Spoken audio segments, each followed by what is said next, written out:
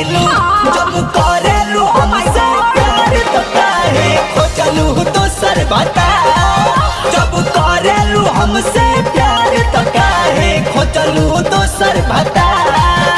मजबूरी रहे बुझत नहीं था बात के।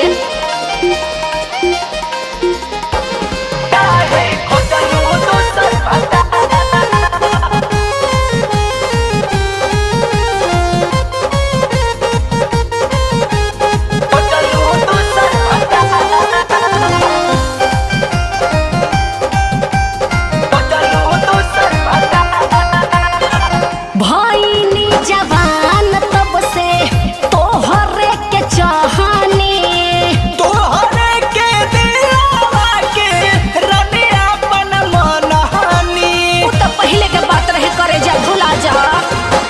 भईनी जवान तब से तोहरे के चाहनी, तोहरे के दिलवा के रनिया अपन मनहानी। जब आइब नैहर मिली ओ तने दुलार। ए जान सोना जब करेलू जब करेलू जब करेलू हमसे प्यार तो काहे खोजलू दोसर भतार। जब करेलू हमसे प्यार तो काहे खोजलू दोसर भतार।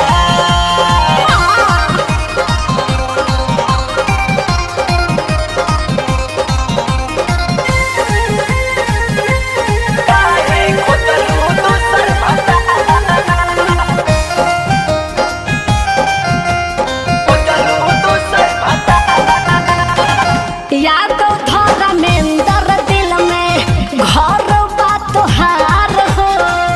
असुके सिकाना से तू करबू का प्यार हो। तू तो हमार करेजा हवा राजा। कहेली अनीता दिल में घर बा तोहार हो। असुके सिकाना पवन से करबू का प्यार सुनो हो। पवन चाहिए बहरा मिले ओई ससुरार। खुला रही दरवाजा एक करेजा। जब करेलू जब करेलू जब करेलू हमसे प्यार तो काहे खोजलू दोसर भतार। जब करेलू हमसे प्यार तो काहे खोजलू दोसर भतार। दिन रखाइल मोरा हो खोता शादी, तोहरा से मिले के हूँ हमरा के नादी। ढेर दिन ले लो पाछा तालो काहे यार। सुनो ना जब करेलू जब करेलू हमसे प्यार तो काहे खोजलू दोसर भतार। जब करेलू हमसे प्यार तो काहे खोजलू दोसर भतार। तू तो हमार करेजा हुआ दिल के।